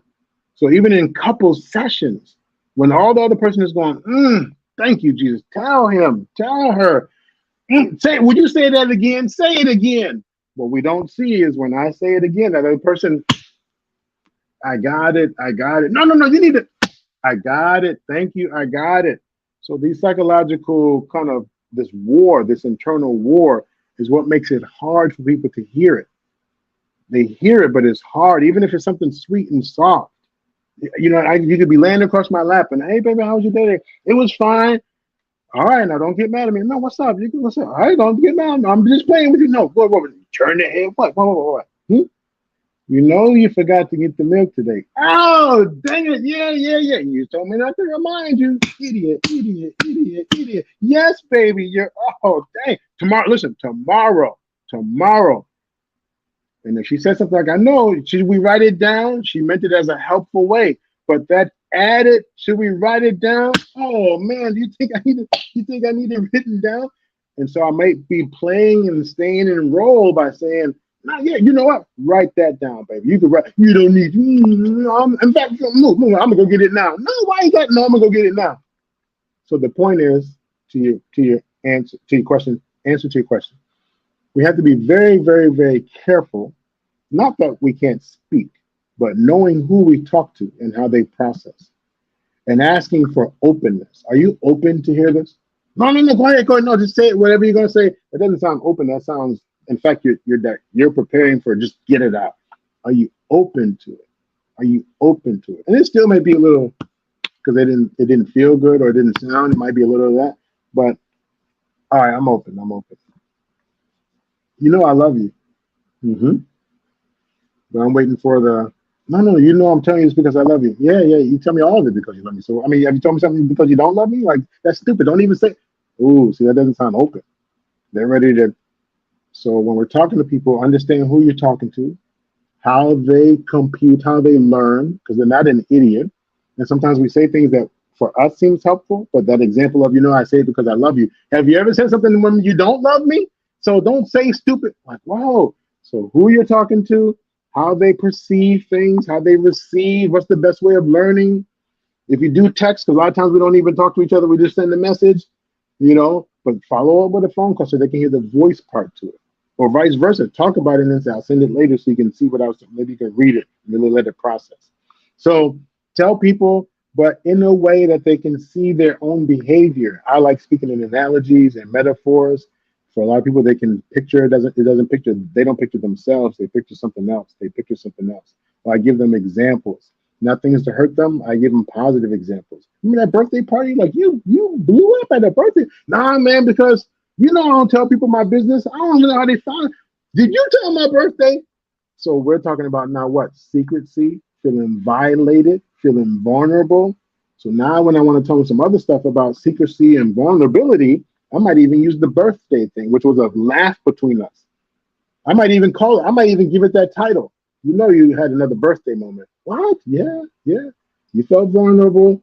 I didn't even think about it. So we put some titles on some of these things so they don't have to recall the negative. They recall one of these stories and they know what goes with that story. So that was a lot. Sorry, I just kind of bombed that answer, but I hope it made sense. Doctor, one thing about me is I really enjoy what you're saying. If I'm being transparent, some of the stuff you were saying, I'm like, hold on, do I do this? Hello, you know how like when you hear something and you really start looking, do I do this? Am I abrasive? Okay, okay, yes, you're abrasive. So why is that? If you really start scaling it back, there's some layers there. And I think that all of us who are listening, we all have to be mindful of that, because we could be so locked in on a pattern, and then the people around us get used to us. And so there's nothing around our immediate environment letting us know that you need to change this, because everybody has been conditioned to just deal with us as we are. And so we don't get better. So I appreciate you calling this out and making us aware. And it is my hope that everybody who's listening will take a look at themselves and really ask, do they need to get better? And then if so, we can reach out to Dr. Nakambe, who can help us to get to the root of the issue and get better. Right. Talk to your loved ones, man. Talk to people who are most significant to us, and be open to the idea of what they have to say. And you get to still be you, because remember, if we remove a lot of these things that we do, we become vulnerable. Like, I have to be that way. I'm used to, it's me against the world. I mean, you say you're with me, but any given time, another swinging dick, beep, might come by, and I'm used to that portrayal. So what I'm laying out to you is not that I'm trying to hurt you. In fact, it's to protect you. But my delivery is harsh, because if it's not that, people get killed. And see, all this is just really me trying to be expressive. So what you do is, with that partner, you explain to them, my true core self is about love, right? But where do I go for love? I'm definitely afraid. So here's some honesty. I'm definitely afraid of losing what I have. I'm definitely afraid of fumbling the ball. I'm definitely afraid of it. But why? It's me. I don't care if it's you. It's about me and my fear. And I just want you to understand, we'll create this parameter, we'll create this boundary. When I get to this boundary, we agree that's abusive. Please know, right in here, it may feel a certain way, but if you would just bear with me, if you think about it, I've never gone past that boundary. And so even though it feels scary, please know what's scary to you is actually safe for me. We can look at maybe squeezing a little bit more, because I don't want you to be afraid. So, but just past below that barrier of my confidence, but you're not feeling afraid, that's where we'll stay. Let's make that new marker right there. And what does that look like? When you yell at me, what kind of yelling now? Because when I came home the other day and said, "Ooh, where's my baby?" You weren't afraid. Well, that's not what I mean, but that's what yelling is. I'm expressive. And I grew up in the home where everything was loud. So when I say pass the potatoes, and we used to curse, "Hey, pass them goddamn potatoes." That's just part of, but it scares me, man. Like, you guys are weird. So let's find, because then if I'm just, dear, that's not me. I can only do that for a certain while. The next thing you know, I'm not even showing up at dinner.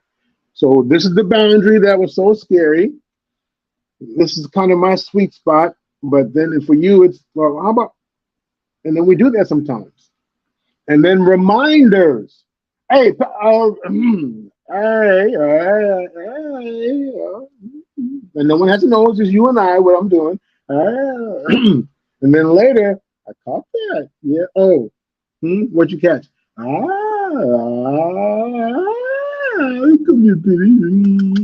But you have to acknowledge, not like I'm an idiot, like, you didn't yell today, that was very good. No, I'm talking about, I'm with you in that. I'm with you. Instead of busting me out when you heard that, hey, we had the signal where you were like, I'm able to catch that. So I can still be me, but a lot of these things I didn't know were impacting you the way that it did, because my intent was something totally different. Little kid, hey, get out the street, come here. And we didn't even realize what our protection out of I don't want that kid to get hit. We didn't even know possibly we just implanted in their mind a moment of fear. And sometimes it's going to happen. So let me not put out there you can't do, it's going to happen. But not realizing it, that in my moment of, get over here. Hey, now you need to listen. You dumb how many times do I have to tell you? Hint, hint. How many times? So something about my messaging or their learning is not registering. So is it really another dose of them? Because they're not computing at that moment. They might piss themselves. They're just instant.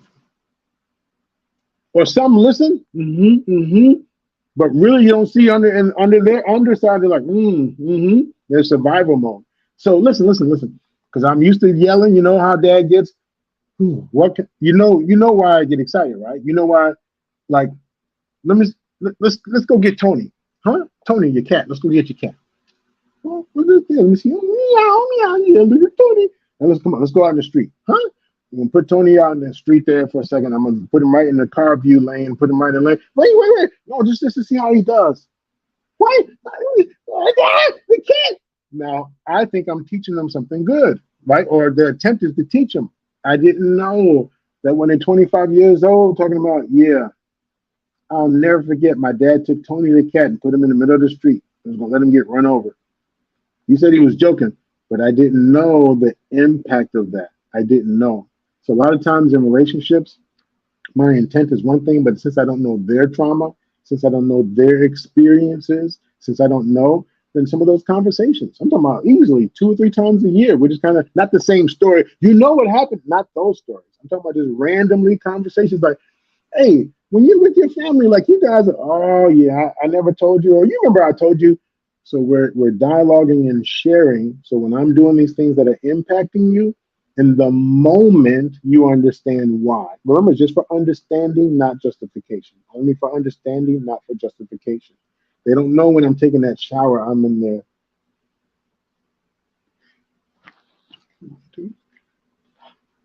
They don't know I'm in front of the mirror.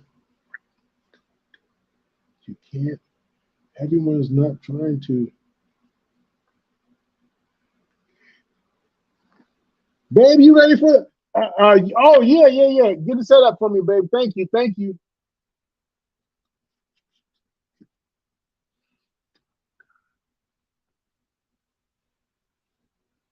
They don't see. The kid doesn't see when they're going to bed, and I'm, good night. Daddy loves you.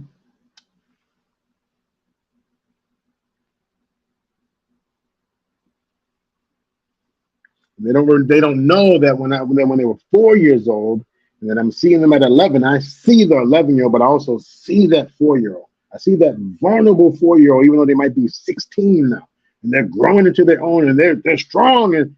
But I see, and that girl is all spicy and dressed, and it's like, yeah.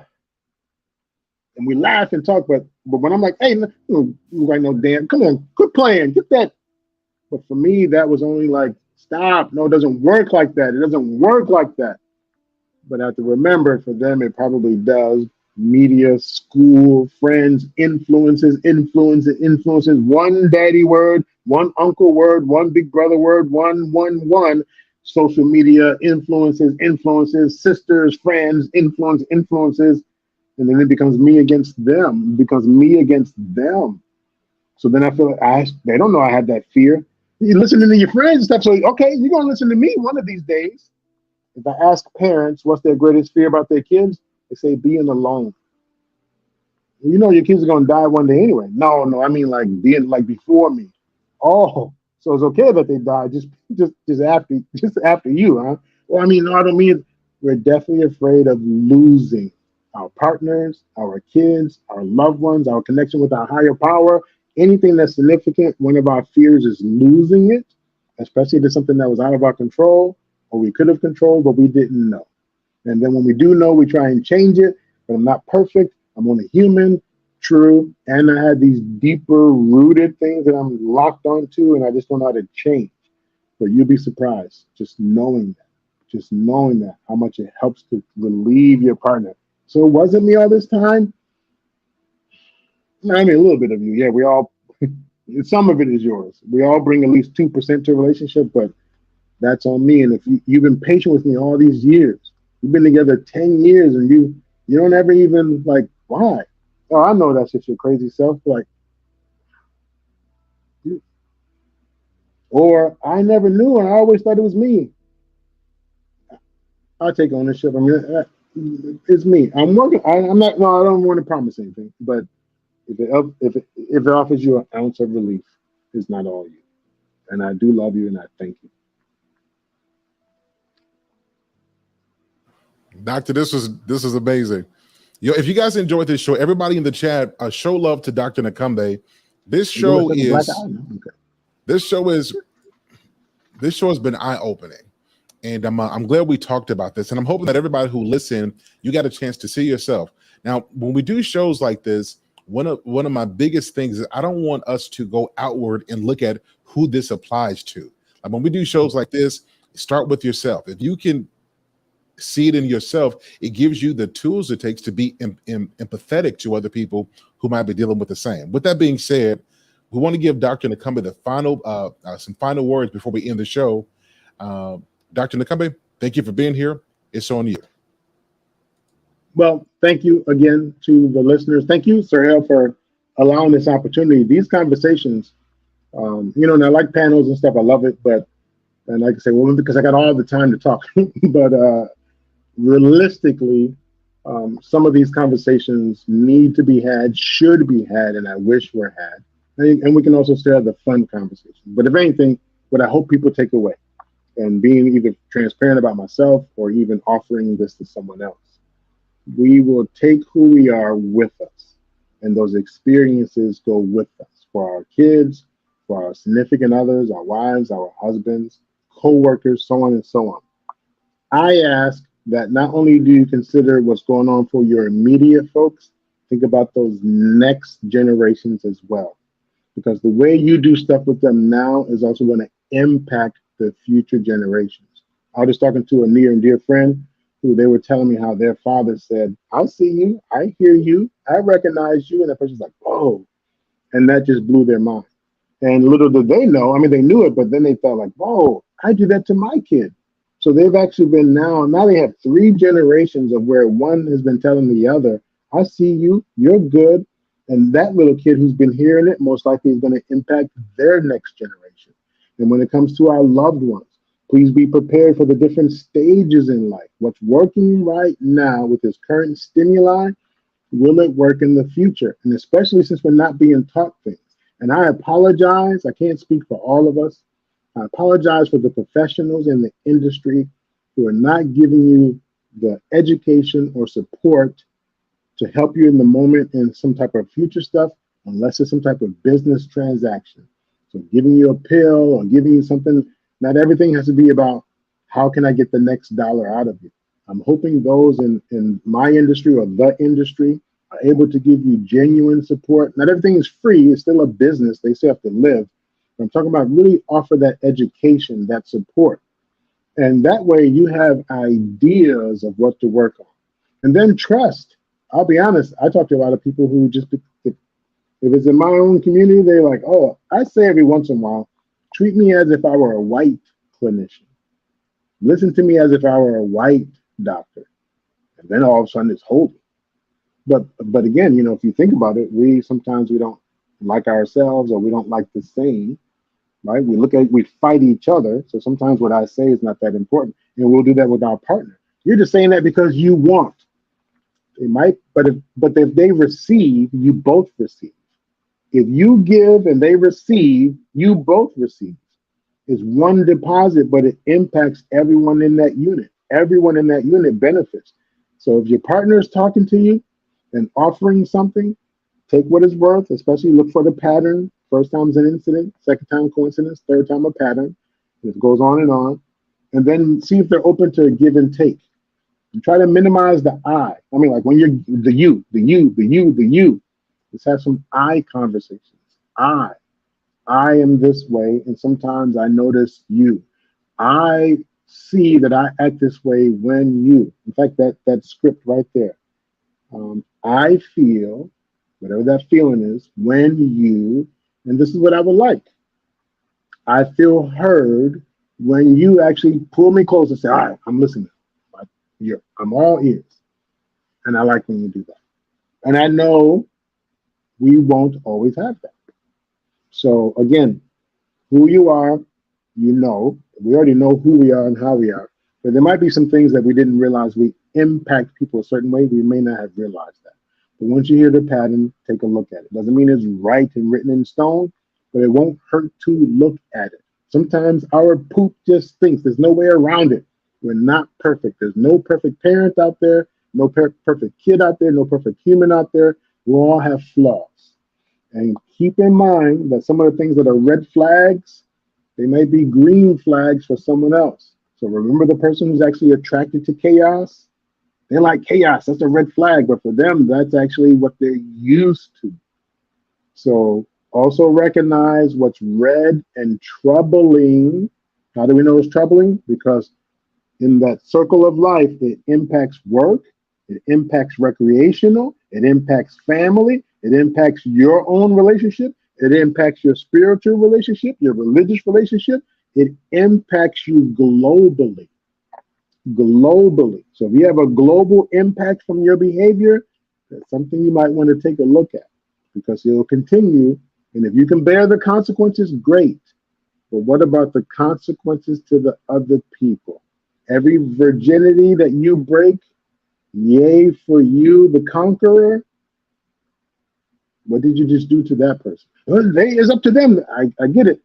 All I'm suggesting is what might be a red flag for you is green for someone else, and what might be green for someone else might be red for you. But just think about how you are impacting, changing, damaging, or helping and supporting lives outside of you.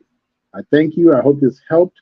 Please hit me up if you have any questions, anything I can support you with, anything I can help kind of repeat and replay in your mind. No one's here to judge you. You don't have to beat yourself up. If you heard some things today that hits home, good. If you heard something that hit home for someone else, invite them to listen. So in case you don't have to teach them, but invite them to listen. And that's support right there. Either way, we're in this together. It's only a perspective. There are other ways. There are different healing ways. There are different ways to be less vulnerable.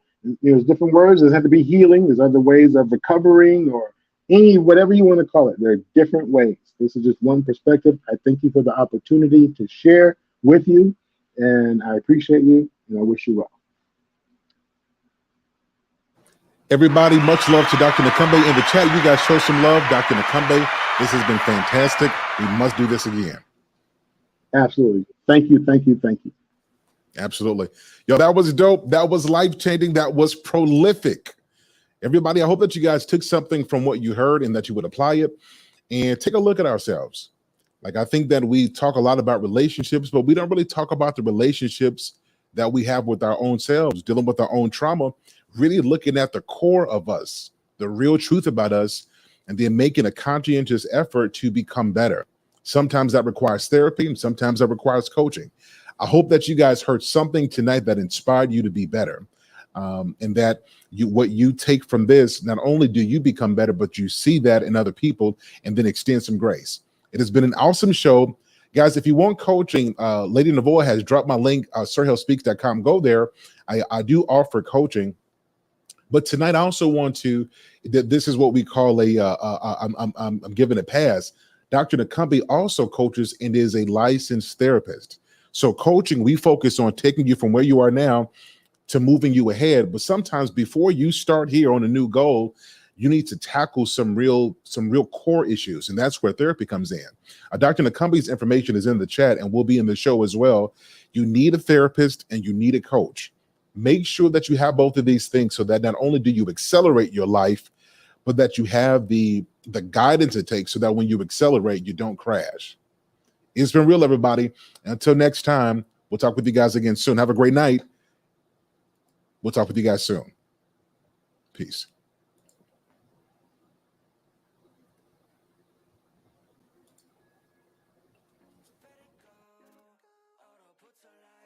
Think I go 어지러워 I see 한여름에도 난 겨울 Yeah, 가요 cold Yeah, 너와 있을 때 I swear 제가 먼저 zero 폭설혹한 그 children 꿈에도 I wasn't aware 나만 빼고 넌 모두에게 참 친절해 배신감이 들어 단판이 태도 머릿속을 흔들니 ibuprofen 그만해 it's time to stop 승부욕을 자극하는 style yeah.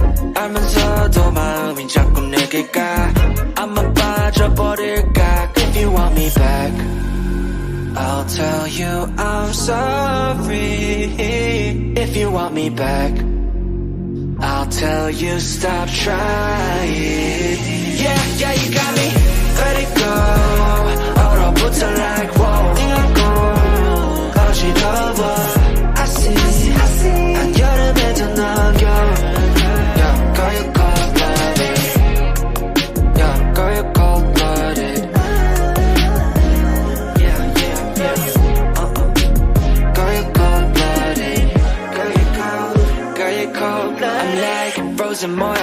stress은 gotta let it go 했어 소개팅 데이팅 어플 다 깔아 또 보았어 반대가 끌린대 opposites attract Don't know about me and you, yeah we fell into the cracks Yeah 갖고 노네 no cap 왜 나는 보여 what's happening 객관적일 수가 없이 이미 game white flag and wave it fast Yeah I'm leaving back but 말은 don't know만 보면 나도 내 맘 I don't know 이건 love a relationship 헷갈리기만 해 girl I'll tell you I'm sorry if you want me back I'll tell you stop trying Yeah, yeah, you got me Let it go 얼어붙어 like whoa 어지러워 I see 한여름에도 너겨워 Going cold-blooded Let it go 얼어붙어 like whoa 어지러워 I see 한여름에도 너겨워